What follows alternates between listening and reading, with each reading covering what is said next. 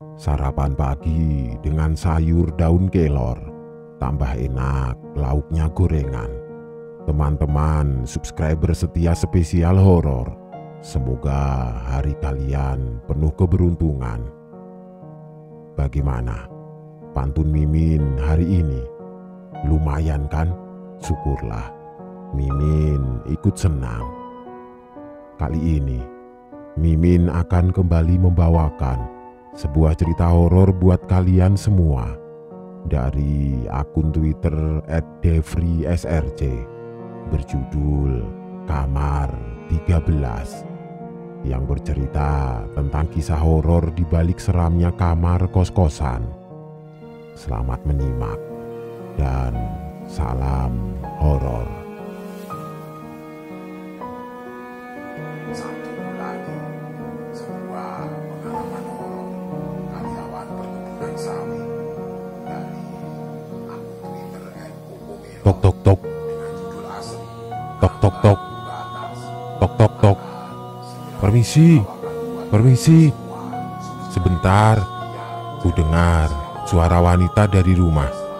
Sembari menunggu, aku melihat HP yang sedang aku genggam, memastikan kalau ini adalah alamat tujuan yang benar. Suara pintu itu mengalihkan perhatianku kepada sosok wanita parubaya. Ibu Cita ya? Tanyaku memastikan. Benar dek, dengan siapa ini? Ucap Ibu Cita sambil menjulurkan tangannya kepadaku. Saya Anissa bu, yang barusan menelpon. Kujulurkan juga. Tanganku menyalami tangannya. Oh, mari masuk dulu, tawar Ibu Cita padaku. Dengan disuguhi air dingin, kami memulai perbincangan kami yang sebelumnya sudah dibahas melalui telepon. Jadi, kapan kamu pindah kemari? Tanya Bu Cita. Kalau bisa, sekarang Bu, soalnya saya sudah membawa barang pindahan, jawabku pada ibu kos baruku ini. Kalau begitu, mari ibu antarkan ke kamar kamu. Sembari mengambil kunci dari atas meja, Ibu Cita membawaku ke kamar yang akan menjadi tempat tinggalku nanti. Anissa, ini kamarnya, tunjuk Ibu Cita ke arah kamar yang letaknya ada di pojokan. Aku melihat kamarnya sudah dibersihkan. Kamar ini lumayan bagus dengan ubin keramiknya. Ma, pandanganku dan Bu Cita dialihkan teriakan yang berasal dari rumah. Sebentar ya dek, ini kunci kamarnya. Kamu masuk duluan, saya mau lihat anak saya sebentar, ucap Ibu Cita sambil memberikan 2 buah kunci. Kuputar kunci pintu kamarku ke arah kiri 2 kali. Setelah itu, kudorong pintu yang ada di hadapanku ke arah depan. Wah, bagus juga ya kamarnya. Sepertinya kamar ini bekas cewek yang rapih, ucapku sambil berkaca pada lemari pakaian. Tiba-tiba, terdengar suara seperti ada orang yang terjatuh dari arah kamar mandi. Siapa di dalam? Tanyaku. Begitu lama aku menunggu tidak ada satu patah kata pun yang menyahut. Kubuka perlahan pintu kamar mandi. Anissa, suara Bu Cita mengagetkanku. Kuhela nafasku begitu panjang. Iya bu, maaf dek, ibu lupa ngasih tahu. Itu satunya kunci pagar depan, jelas ibu kos baruku ini. Oh iya bu, makasih bu, balasku. Setelah Bu Cita kembali ke rumah, aku yang lelah memutuskan istirahat di atas kasur yang empuk. Tiba-tiba ada seorang anak kecil datang duduk di sebelahku. Adik, namanya siapa? Tanyaku polos. Maria kak, jawab anak kecil yang sepertinya sepantaran dengan adikku kelas 2 SMP. Oh, halo, aku Anissa, ucapku memperkenalkan diri. Kak, aku boleh minta tolong tidak? Ambilkan bonekaku di kamar mandi, ucap Maria sambil menunjuk ke arah kamar mandi. "Boleh, sebentar ya. Aku menuju ke kamar mandi, mungkin bonekanya ketinggalan saat renovasi kamar ini," pikirku. Ku buka perlahan kamar mandiku. Hah? Aku melihat boneka yang penuh berlumuran dengan darah. Bonekanya kok berdarah? Ku arahkan pandanganku ke arah sebelumnya Maria. Dia sudah tidak ada. Pergi entah kemana tanpa suara sedikit pun. Ku ambilkan boneka itu dan ku bersihkan dengan air bersih.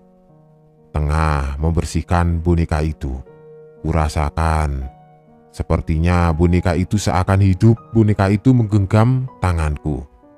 Ku lemparkan segera boneka itu ke dalam ember yang berisi penuh air. "Tolong, tolong!"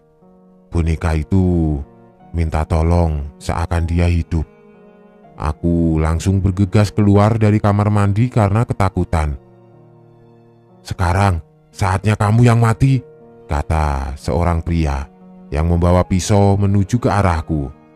Pria itu menusukkan pisaunya ke arah dada kiriku. Aku berteriak. Aku terbangun dari mimpi burukku. "Untung saja aku cuma bermimpi tadi," gumamku dalam hati. Semua pakaian yang kukenakan basah karena rasa takut dari mimpi buruk itu. Lebih baik aku beres-beres kamar, lalu mandi dan mencari makan malam. Setelah kususun rencana, aku memutuskan untuk menyusun pakaianku ke dalam lemari dulu. Satu persatu kupindahkan pakaianku dari koper ke dalam lemari. Au! Sebuah paku menggores tanganku. Goresannya sangat dalam sehingga membuat tanganku terluka mengeluarkan sedikit darah. Hendak membersihkan sedikit darah yang menetes pada alas pakaianku, ku angkat sedikit alasnya agar darahnya tidak mengalir ke pakaianku. Kulihat seperti ada sepucuk surat yang tertimpa di bawah alas pakaian ini. Surat apa ini? Nanti saja aku baca setelah selesai beres-beres, sembari meletakkan surat itu di sudut mejaku yang mepet tembok kamarku. Setelah beres-beres, kuhidupkan air dengan maksud menampungnya terlebih dahulu. "Ah!" teriakku kaget. Bukan air yang mengalir dari keran itu, tapi darah. Suara teriakanku membuat tetangga sebelah kamarku menghampiriku. "Ada apa?" tanya tetanggaku padaku. "Tolong aku, Kak. Keranku kamar mandiku mengeluarkan darah," ucapku sambil terisak-isak menangis ketakutan. "Mana? Coba aku lihat." Tetanggaku langsung masuk. "Mana? Tidak ada apa-apa di sini," ucap wanita itu padaku. "Bener, Kak. Tadi aku melihat darah," ucapku sambil mengusap pipiku yang sudah dibanjiri air mata. "Kamu baru ngekos di sini ya?" Wanita itu kemudian menjulurkan tangannya. "Namaku Jenny," ucapnya lagi, mengajakku berkenalan. "Namaku Anissa, Kak." Aku menyalami tangannya. "Ah, kamu tidak usah panggil Kak. Aku baru 21 tahun. Sepertinya kita sebaya," ucap Jenny agak canggung karena panggilanku kepadanya. "Kalau ada apa-apa, tidak usah sungkan datang saja ke rumahku," ucap Jenny sembari meninggalkanku. "Terima kasih, Kak." Jen," balasku sebelum dia melewati pintuku. Dia hanya menoleh dan tersenyum kecil. Aku berpikir berulang kali, apakah aku masih bermimpi? Kucubit pipiku keras. Ternyata ini bukan mimpi lagi. Sudahlah, lebih baik aku mandi sekarang sebelum lebih malam. Langsung ku ambil handuk dan mandi. Tok tok tok. "Kak Jen, Kak Jenny." Pintu Jenny terbuka. "Kak, Jen, "Kamu sudah makan malam belum?" tanyaku sembari mengikat rambutku. "Belum." "Kamu mau makan?" balasnya. "Mau makan bareng nggak?" tanyaku mengajak Jenny. "Boleh. Sebentar, matiin laptop dulu ya," jawabnya. Setelah itu, kami berjalan berdua keluar kos, menuju tempat makan kaki lima. "Jadi, kamu Nis, sudah bertemu penunggu kamar 13? Tanya Jenny. Ketika aku sedang menyantap makananku, aku terbatuk mendengar pertanyaan Jenny. "Nih, minum dulu," disodorkan segelas air padaku yang terlihat kaget. Maksudnya bagaimana, Jen?" Pertanyaan Jenny membuat aku sungguh penasaran. "Jadi, kamar yang kamu tempati sudah kosong dari 2 tahun yang lalu, semenjak ada seorang wanita yang mati bunuh diri setelah membunuh Maria, anak Ibu Cita," jelas Jenny padaku. Terus, rasa penasaranku semakin menjadi akan kasus ini. Sampai sekarang, semua orang yang tinggal di kamar itu selalu diganggu Maria, seakan minta tolong, begitu, tambah Jenny. "Malang sekali ya nasib Maria," balasku menanggapi Jenny. "Kamu sudah kenal sama Mario?" tanya Jenny lagi. "Mario? Siapa lagi?" balasku. "Mario itu kembarannya Maria. Pada saat kejadian, dia melihat pembunuhan sadis itu. Namun, nasib baik Mario tidak ikut dibunuh. Tapi sekarang Mario jadi trauma berat." "Trauma bagaimana?"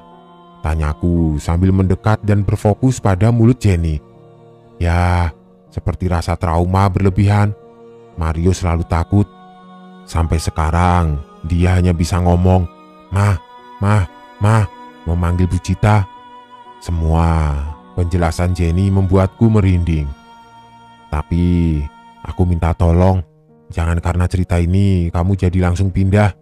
Ibu Cita saat seperti ini sangat membutuhkan dana untuk pengobatan Mario," pinta Jenny, karena melihat aku sudah ketakutan. Pantas saja, saat pertama kali menghubungi Ibu Cita, beliau menolak kalau aku tinggal di kamar itu. Tapi tidak lama, dia menghubungiku kembali. Ternyata karena butuh dana buat pengobatan Mario. Kubuang nafas panjang. "Hei, Jenny," sapa seorang wanita memecah lamunanku. "Baru pulang, Liv?" tanya Jenny pada wanita itu. Seperti mereka sudah dekat. "Iya nih, lagi ada teman ya?" tanya wanita itu bermaksud diriku. "Kenalin nih, anak kos baru," ucap Jenny memperkenalkanku kepada wanita itu. "Nisa," sapaku sambil memperkenalkan diri. "Olive," balasnya. "Kamar 13 ya?" Sepertinya wanita ini satu kosan denganku, makanya dia tahu aku tinggal di kamar 13. "Iya Mbak," balasku. Karena hari sudah malam, begitu juga kami sudah selesai makan.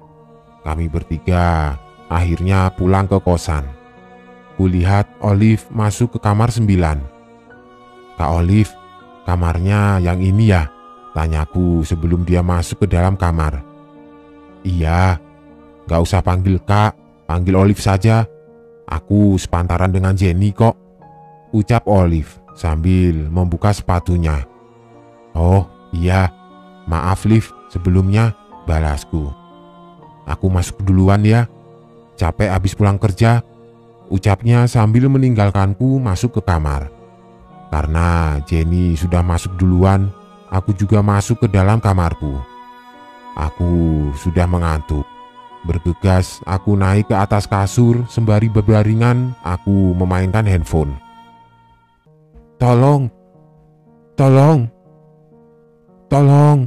ku dengar suara minta tolong dari arah kamar mandi seperti orang yang ditenggelamkan kepalanya dan disiksa berulang kali. Ma. Begitu juga teriakan suara Mario yang seperti aku dengar tadi siang memanggil Ibu Cita. Bergegas, Aku ke arah kamar mandi. Kubuka pintu kamar mandiku perlahan. Kulihat Maria sedang ditenggelamkan. Dia disiksa begitu kejam, aku sangat takut untuk menolong. Kuberanikan diri untuk masuk.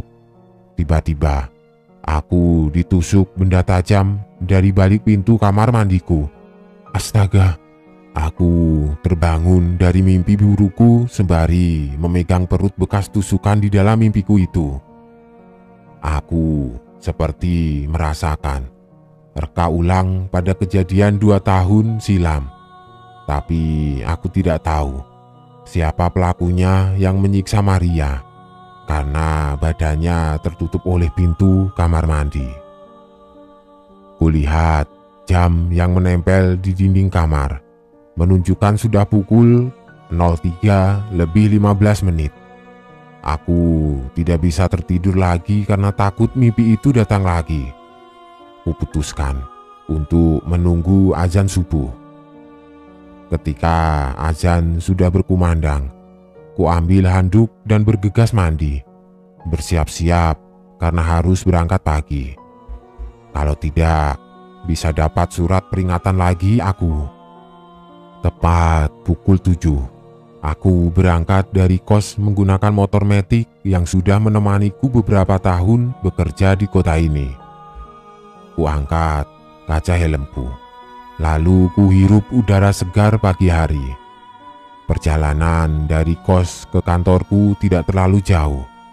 Sekitar 10 menit, aku sudah sampai di parkiran kantor. Sebelum 7.30, biasanya pegawai di sini harus sudah absen terlebih dahulu dan mulai bekerja pukul 8. Di kantor ini juga diberikan estimasi keterlambatan selama 15 menit. Tetapi, kalau terlalu sering telat, ya seperti aku nasibnya, bakalan dapat surat peringatan dari ibu manajer. "Selamat pagi Bu Siva," sapaku kepada ibu manajer di kantor ini.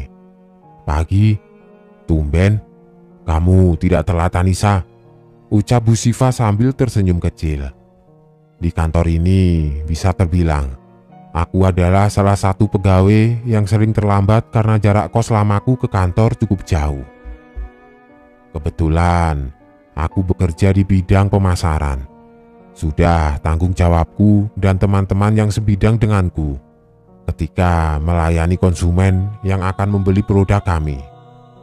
Tidak cukup disiplin. Sebagai pegawai pemasaran, aku juga dituntut harus cekatan dan cepat melayani konsumen. "Anissa, berkas seminggu lalu, tolong antarkan ke ruangan saya ya," pesan Bu Siva melalui grup kantor. "Aduh," ucapku sembari mencari berkas penting itu. "Aku lupa menaruhnya di mana." "Mbak Vira, masih ingat tidak berkas yang diberikan Bu Siva?" tanyaku kepada Mbak Vira yang baru saja melayani konsumen. "Tidak." "Coba tanya Rina," jawab Mbak Vira sambil mengangkat kedua pundaknya. Aku langsung bergegas ke ruangan Rina yang baru dipindahkan ke bidang keuangan. Rina, maaf mengganggu. Kamu lihat tidak berkas yang diberikan Bu Siva seminggu yang lalu?" tanyaku penuh harap.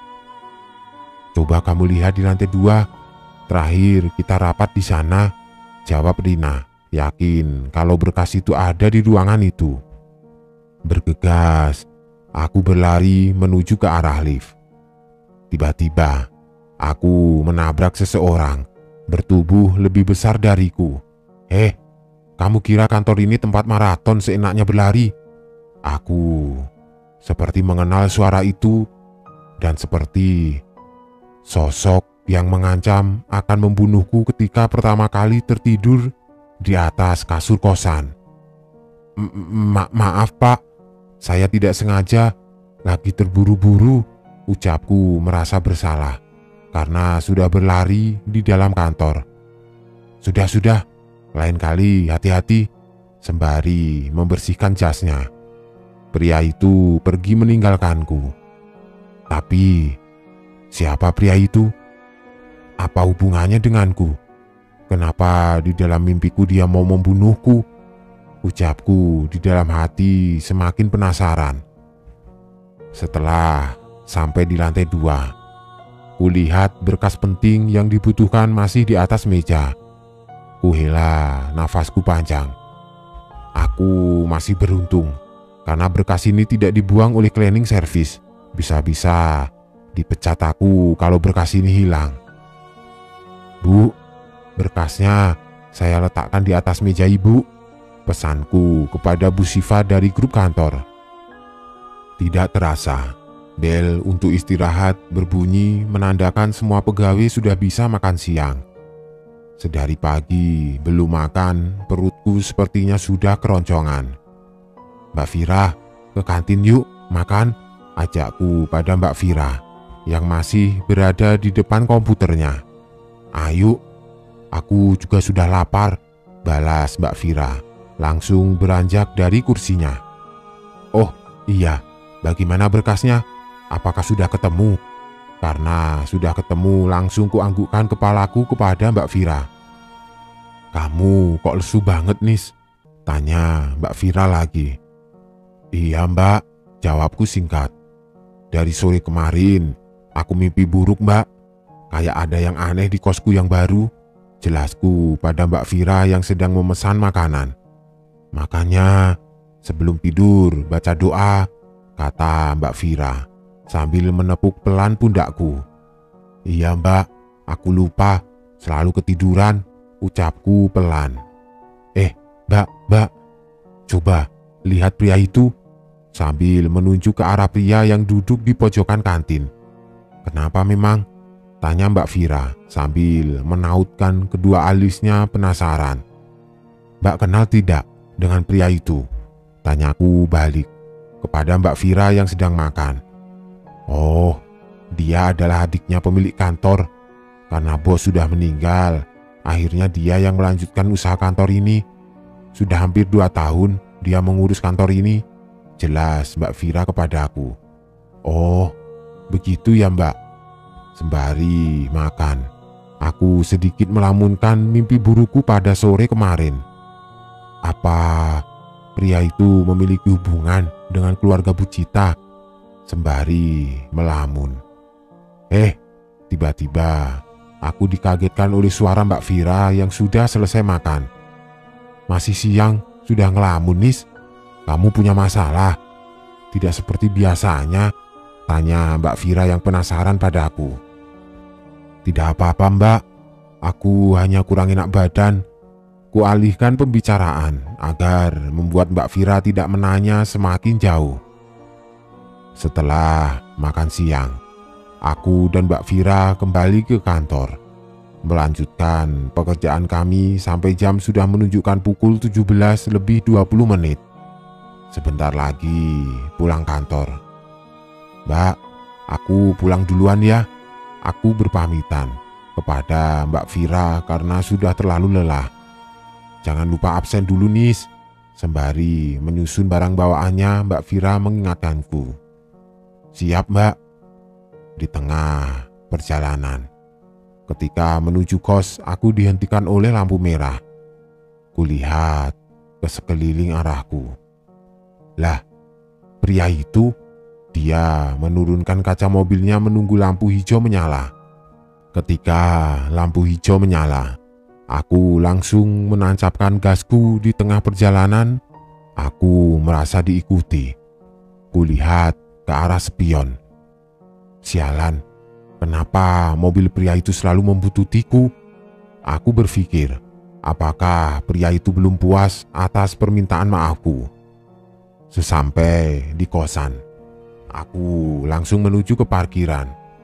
Dengan sedikit tergesa-gesa, aku berlari ke depan melihat mobil pria itu apakah masih ikut. Pria itu turun dari dalam mobil dan membawa sebuah koper. Mah, teriak pria itu seperti memanggil seseorang dari dalam arah rumah. Nak Anissa, aku dikagetkan oleh Bu Cita yang memegang pundakku. Bapak, sudah baru pulang? Tanya Bu Cita pada pria itu. Bu Cita, sambil tersipu malu, aku mulai memutar badan mau masuk ke arah kos. Siapa mah? Ada anak kos baru ya? Kamu, kata pria itu kaget melihatku. Loh, kalian sudah kenal toh? Tanya Bu Cita kepada kami berdua. Dia pegawai di kantor kita mah, jawab pria itu. Aku mulai bingung dari penjelasan Jenny. Ibu Cita katanya butuh uang untuk pengobatan Mario. Padahal ayah Mario sekarang pemilik perusahaan meskipun tidak terlalu besar. Jadi siapa yang harus kupercaya? Jenny atau Mbak Vira? Masih di dalam teka-teki pikiranku belum bisa menjawab. Permisi Bu, Pak, saya masuk dulu. Oh iya Pak, perihal tadi siang. Saya minta maaf Pak, ucapku sedikit malu di depan Bu Cita. Sudahlah, tidak ada apa-apa, jawab pria itu. Aku langsung pergi meninggalkan mereka, masuk ke kamar dan mulai berpikir. Yang pertama, Jenny bilang Bu Cita butuh uang.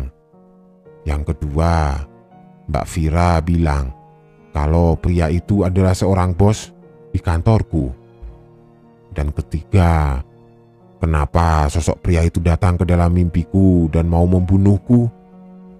Semua teka-teki ini sangat sulit untuk kupecahkan. Aku harus dapat jawaban. Tok tok tok. Tok tok tok. Jenny. Jenny. Pintu Jenny terbuka, tidak terkunci. Kulihat tidak ada orang di dalam. Tok tok tok. Olive, Olive. Bentar, lagi pakai baju, bisik Olive sambil mengintip sedikit dari balik pintunya. Olive, kamu sudah makan belum? Tanyaku pada Olive yang baru saja mandi. Belum, jawabnya seperti mau bersiap-siap pergi. Mau makan bareng tidak? Tanyaku lagi padanya. Ayo, ajakin Jenny sekalian, balasnya sambil bersisir di depan kaca besar. Jenny tidak ada di kamarnya, tidak ada orang di dalam. Kamarnya juga tidak terkunci, jelasku pada Olive. Oh, mungkin dia sudah duluan, ucap Olive yang sebelumnya sudah diajak makan juga oleh Jenny. Ya sudah, ayo kita susul Jenny, ucapku mengajak Olive. Sembari berjalan, aku membuka obrolan kecil. Liv, kamu sudah berapa lama tinggal di kos Bu Cita? Sudah cukup lama sih, sama seperti Jenny, hampir 3 tahun, jawabnya dengan cepat. Kalau begitu, Olive juga pasti tahu tentang kasus kamar 13. Kamu tahu Maria tidak? Tanyaku. Kamu sudah pernah bertemu Maria? Balasnya balik bertanya. Ah, tidak. Aku hanya dapat cerita dari Jenny, jawabku berbohong. Jangan sampai kamu bertemu Maria. Kalau tidak, kamu akan diganggu terus olehnya. Karena dibunuh, arwahnya masih gentayangan, jelas Olive. Entah kenapa, setiap ada yang bilang kalau Maria meninggal karena dibunuh, membuatku membayangkan sosok pria yang mengancamku dalam mimpi. Masa iya seorang ayah tega membunuh anaknya? Lagian, sikap bosku itu rendah hati dan tidak sombong. Aduh, kakiku tersandung batu. Itu jari kelingking kakimu terluka, ucap Olive sambil menunjuk ke arah darah yang sudah mengalir dari jariku. Mendingan kita ke kosan dulu, kita obati dulu kakimu, tambah Olive. Karena begitu perihku rasakan, aku memutuskan menerima saran dari Olive. Au, au, au. Aku berteriak pelan. Melihat darah yang masih mengalir membuatku teringat dengan tanganku saat tergores. Aku ingat, di atas mejaku masih ada sepucuk surat. Bisa saja itu adalah salah satu sebagai petunjuk. Terima kasih, Liv, ucapku pada Olive yang sudah selesai mengobati kakiku. "Kamu tunggu di sini saja ya, biar aku saja yang membeli makanan," ucap Olive sambil meninggalkanku. Karena Olive pergi, waktunya aku untuk membaca sepucuk surat itu. Ku dekatkan kursiku ke arah meja dan mengambil surat itu. Untuk ibuku dan ayahku, orang yang paling aku cintai. "Pak, Bu, kalau kalian baca surat ini, berarti kalian sudah tahu jikalau aku sudah meninggal. Maafkan aku, Pak, Bu. Aku tidak tahu ini akan terjadi karena perhatiannya yang lebih membuatku jatuh dalam dosa yang besar. Sudah lama aku diancam untuk dihabisi karena akan merusak rumah tangganya. Tapi aku tidak bisa menjauh begitu saja, Bu, Pak. Aku sudah terlanjur sayang dengannya sampai aku rela disetubuhi olehnya. Maafkan aku, Pak, Bu. Aku sangat sayang padamu." Isi surat ini sungguh kejam. Air mataku menetes membasahi pipiku. "Anissa, kenapa kamu menangis?" Suara Jenny mengagetkanku. Langsung kusembunyikan surat itu ke bawah kolong meja. "Tidak, Jen. Aku tadi tersandung. Rasanya perih, makanya aku menangis," jawabku berbohong. Tidak lama dari Jenny datang, Olive datang membawa makanan yang sudah dibungkuskan untukku. "Kamu makan dulu nih," ucap Olive sembari menyodorkan makanan yang dibawanya. "Kenapa dia menangis, Jen? Kamu marahin ya?" tanya Olive kepada Jenny dengan muka polos tanpa dosa. "Enggak kok, Liv. Aku merasa sedikit perih saja, makanya aku menangis," jawabku, menghentikan obrolan mereka sebelum terjadi perdebatan. Setelah makan, Olive dan Jenny pamitan untuk kembali ke kamar karena besok pagi kita bekerja, jadi harus tidur yang cukup. Setelah kamarku sepi, aku naik ke kasur dan mulai menyatukan satu persatu clue yang aku dapatkan. Apakah mungkin kasus ini adalah balas dendam sakit hati dari wanita yang menulis surat ini hingga ia membunuh Maria? Atau dia yang sebenarnya dibunuh? Seketika kepalaku mulai berat dan terasa pusing. Kurasakan kembali reka ulang kejadian 2 tahun silam. Tolong, tolong. Kemudian aku merasa takut dan kuberanikan diriku ke dalam kamar mandi. Kemudian aku ditusuk. Dari yang kudapat, tangan yang menenggelamkan Maria, tangannya tidak bisa kutebak. Tangannya tidak terlalu besar dan tidak terlalu kecil seperti tangan wanita. Dan kenapa ketika aku masuk ke kamar mandi, dia tiba-tiba menusukku? Tunggu dulu. Aku ditusuk. Apakah aku meninggal? Kalau aku meninggal, berarti tanggapan orang selama ini salah tentang wanita itu. Dia tidak bunuh diri, melainkan dibunuh. Entahlah, pikiranku sangat kacau, tidak bisa berpikir jernih. Pokoknya aku harus cari bukti lainnya dari anak kos yang lama. Kutanamkan tekad bulat pada diriku. Kutarik selimutku sebelum tidur, ku awali dengan membaca doa. Mudah-mudahan aku menemukan salah satu petunjuk dari Tuhan. Ma. Suara terisak-isak kudengar. Kulihat seorang anak menangisi tubuh kembarannya yang sudah pucat dan kaku. Ibu Cita datang menghampiri Mario yang sedang menangis. Tidak tahu lagi bagaimana perasaan seorang ibu melihat putrinya meninggal. "Dasar wanita jahanam," kata Bu Cita kepadaku. Aku tidak bisa memberikan pembelaan karena di ruangan ini hanya ada aku dan Mario, beserta mayat Maria. Tidak ada lagi orang yang dapat dituduh. Tuduhan penuh kepadaku. Tiba-tiba, suara tamparan itu membangunkanku. Kulihat jam yang menempel di dinding sudah pukul 3:30 dini hari. Sebentar lagi azan subuh. Sedari azan subuh, aku tidak bisa tertidur lagi karena kakiku yang tersandung masih sakit. Aku memutuskan untuk izin sakit di grup kantor.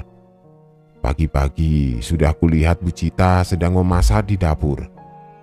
Mungkin ini kesempatan buat cari informasi, pikirku sambil berjalan ke dapur. Pagi Bu Cita, sapaku padanya yang sibuk memasak. Anissa, kok sudah bangun? Tanya Bu Cita. Iya nih Bu, habis sholat, jawabku mendekat. Wih, masak apa nih Bu? Tanyaku sok akrab. Ini makan buat suami saya, soalnya dia mau berangkat keluar kota. Jelas Bu Cita. Ada siapa Bu? Tanya suami Bu Cita yang baru keluar dari kamar mandi. Ada siapa Bu? Tanya suami Bu Cita yang baru keluar dari kamar mandi. Ada Anissa Pak, jawab Bu Cita. Selamat pagi Pak, sapaku pada suaminya Bu Cita. Saya baru lihat grup, kamu izin ya? Dia tidak membalas sapaanku, malah bertanya tentang pekerjaan. Dengan rasa sedikit kesal. Iya Pak, ku jawab singkat pertanyaannya. Kamu sakit apa? Tanyanya lagi. Kemarin malam saya tersandung batu Pak, jawabku. Oh.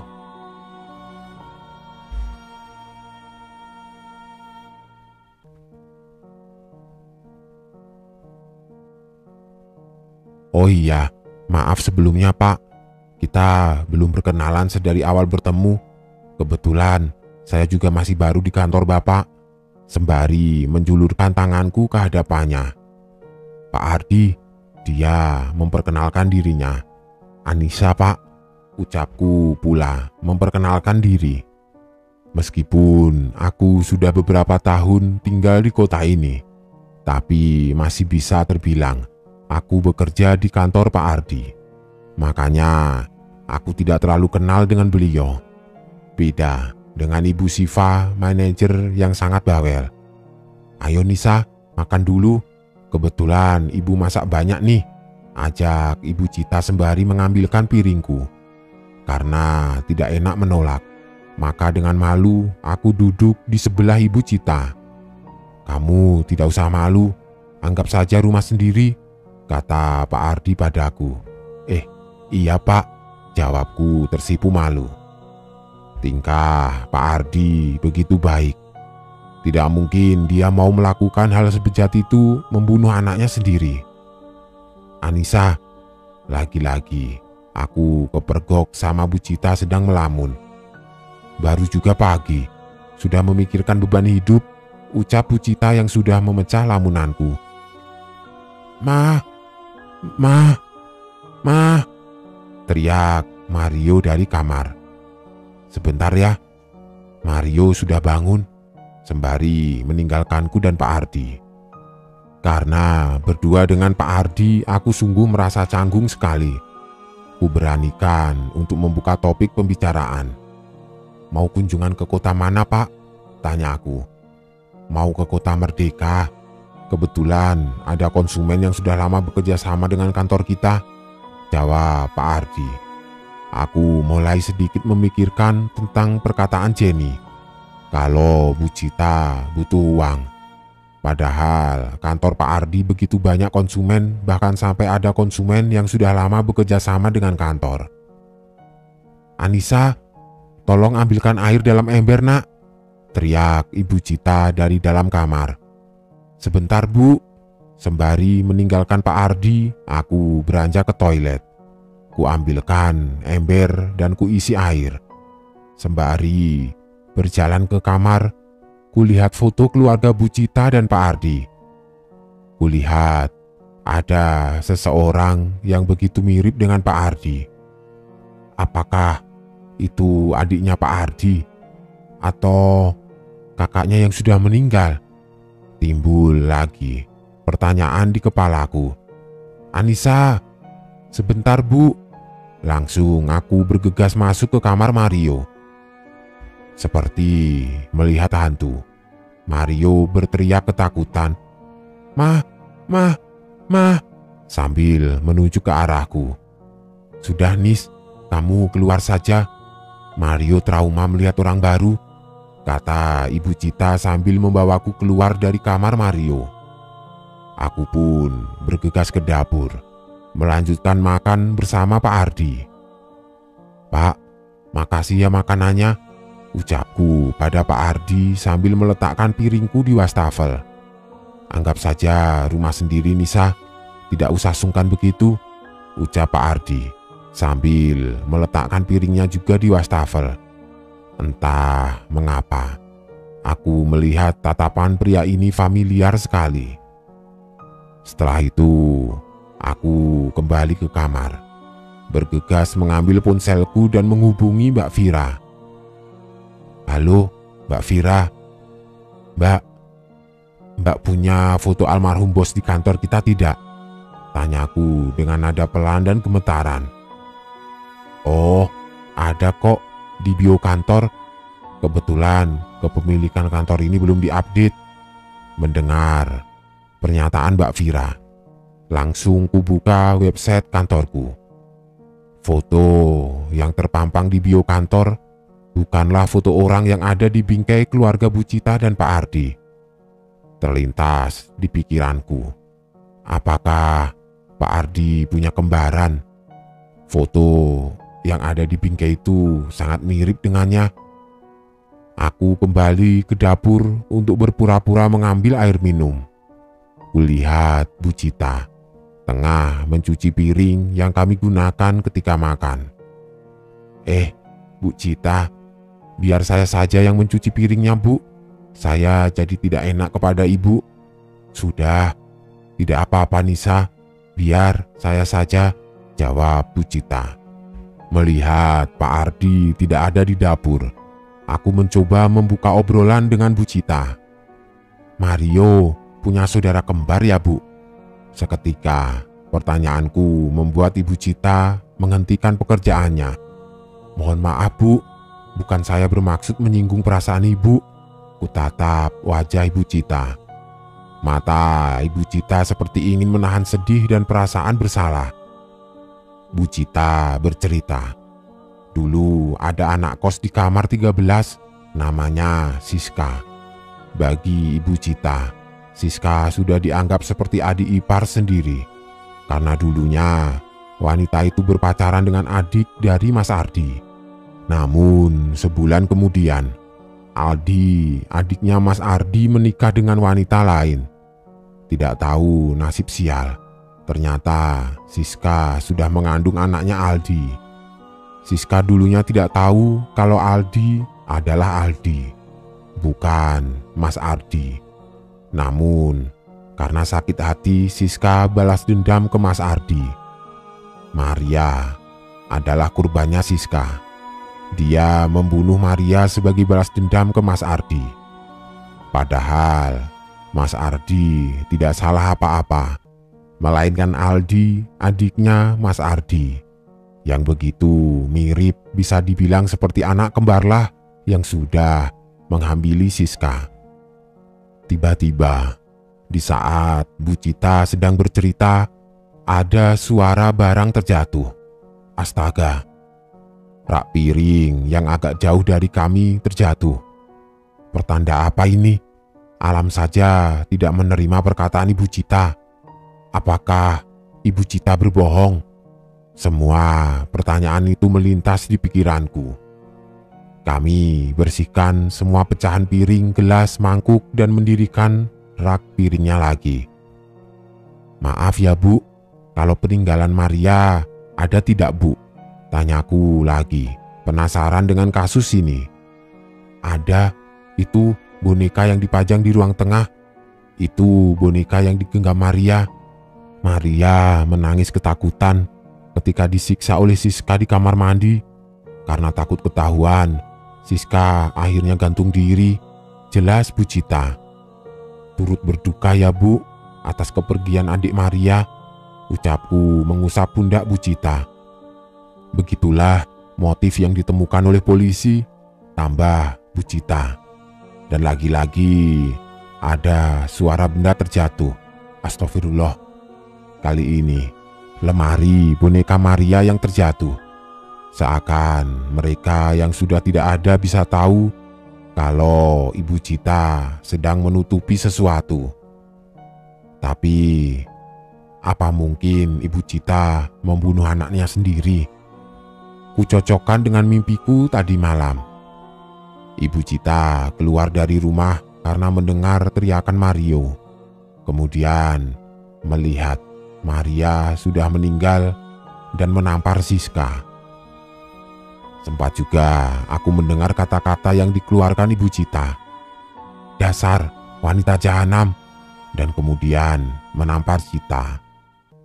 Jadi sebenarnya siapa pembunuhnya? Setelah itu aku membantu Ibu Cita mendirikan lemari boneka Maria. Tidak sengaja ku sentuh boneka Maria. Sepertinya Maria ingin memberitahu sesuatu tentang kebenarannya. Kepalaku tiba-tiba pusing dan berat dan aku jatuh pingsan. Aku melihat sosok Ardi atau Aldi, aku tidak tahu. Tapi dia masuk ke dalam kamar Siska. Aku mengejarnya. Sebelumnya aku dengar mereka bertengkar adu mulut di dalam kamar. Kubuka pintu yang tidak terkunci. Aku melihat sosok Ardi atau Aldi mengancam Siska. Kemudian karena melihatku, sosok Ardi atau Aldi menarikku ke dalam kamar, membawaku ke kamar mandi, menenggelamkan kepalaku ke dalam ember. Aku seketika susah bernafas. Sesekali kulawan mengangkat kepalaku dan berusaha mengambil nafas sembari berteriak minta tolong. Tolong, tolong, teriakku. Tidak ada yang menolongku. Bahkan Siska juga ketakutan untuk masuk ke kamar mandi. Tapi karena Siska kasihan, diberanikan dirinya. Namun sosok Ardi atau Aldi itu menusukkan pisau ke dada Siska. Setelah aku tidak berdaya lagi, ku dengar sosok Ardi atau Aldi keluar dari kamar mandi dan mengancam Siska. Sekarang saatnya kamu yang mati. Namun Siska masih bisa bertahan. Ketika Mario datang, sosok Aldi atau Ardi pergi meninggalkan Siska. Kemudian Siska datang ke kamar mandi dan mengangkatku keluar. Ketika aku diangkat keluar, Mario menjerit menangis ketakutan. Mario memanggil Bu Cita. Ma. Kemudian Ibu Cita datang. Ibu Cita datang dan berteriak, dasar wanita jahanam, ucap Bu Cita sambil menampar Siska. Kemudian aku mendengar Ibu Cita memanggil sosok Ardi atau Aldi dan menyuruh membunuh Siska. Dengan posisi pisau Siska yang pegang agar sidik jari tidak ditemukan polisi. Jadi seolah-olah bunuh diri. Setelah melihat kejadian itu naas, aku meninggal dunia. Anis, Anis. Suara teriakan Jenny dan Olive ku dengar membangunkanku. Langsung aku berlari ke kamar dan mengambil sepucuk surat yang aku simpan. Kembali ku pegang sepucuk surat itu. Kalau kamu mau kebenaran terungkap, tolong berikan aku petunjuk. Kepalaku mulai berat dan pusing. Kemudian aku terjatuh, pingsan kembali.